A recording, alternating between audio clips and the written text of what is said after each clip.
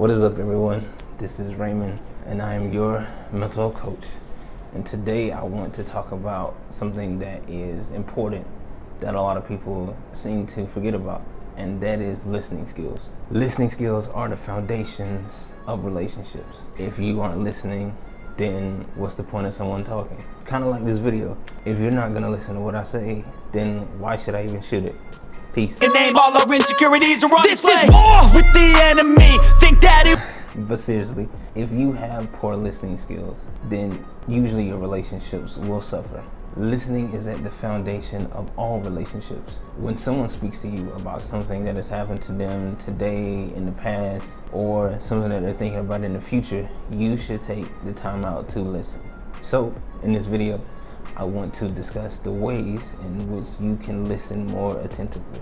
The first thing you can do when it comes to listening is something that's very basic, but a lot of us don't really do it. Really don't know why. I know I struggled with it at first when I started mental health, and so I want to discuss that. So the first thing you can do is just give them a notification or acknowledge that you're listening.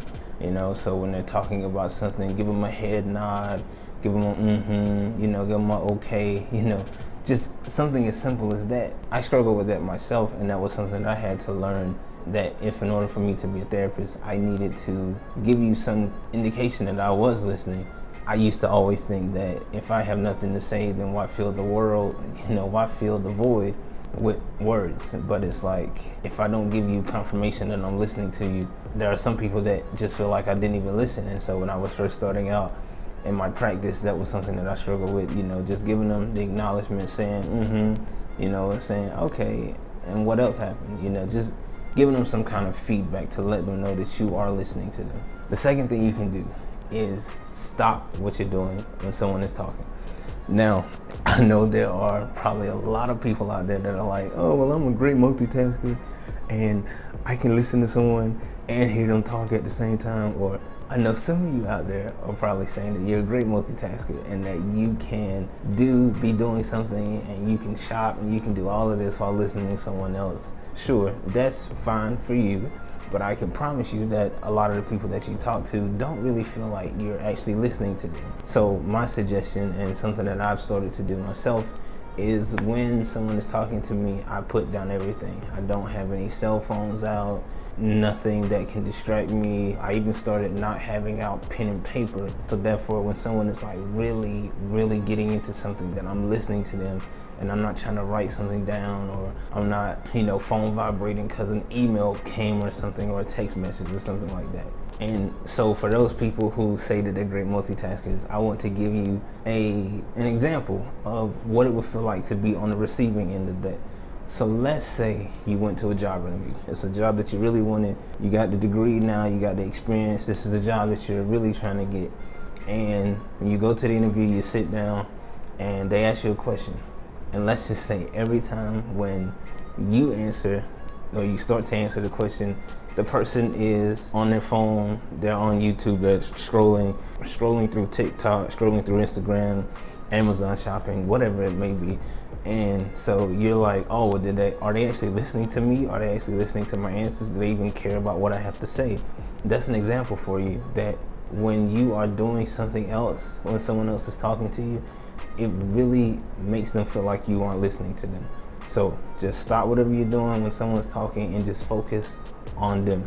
Another way you can let someone know that you are listening is ask follow-up questions. Now, like I said, these steps are really simple, but a lot of us struggle with it, and I know I struggle with it myself. The thing about it is, if you're trying to get someone to understand that you're listening to them, ask follow-up questions about what they're talking about.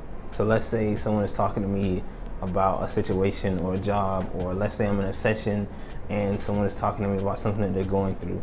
The way I can acknowledge that I'm listening to them is when they're done speaking, or when it seems like there's a pause in the conversation, I ask them a follow-up question, like what was happening when that, what was going on with you when that happened? Could you see it in a different way? Have you thought about this? Ask a follow-up question. It helps you to understand what they're actually saying, so you can get a better understanding of what they're saying. And it also helps the person, because then they're able to continue talking and fully clarify what they're saying, fully flesh out everything. So therefore, both of you have a deeper understanding of each other and of the situation.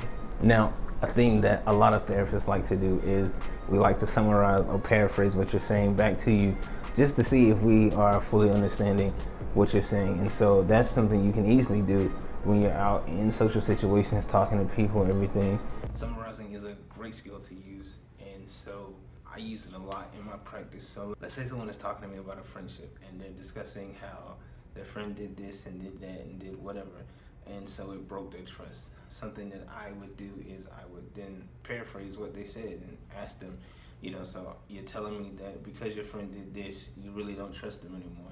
Either it's the right thing or it's the wrong thing. If it's the right thing, then good, we're on the same page, we understand each other. If it's the wrong thing, then that gives them more time to fully explain themselves, and it gives me more time to fully understand what they're talking about. And so it's a win-win situation for both people. The last thing you can do is learn to respond. Now, you're either the type of person that listens to understand or listens to respond.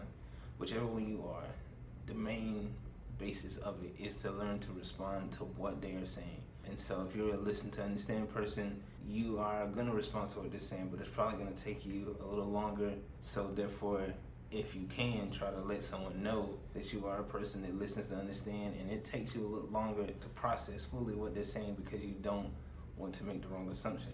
If you're the type of person that listens to respond, you already have your response ready. I just hope that you were using these active listening skills to actually listen to what the person was saying.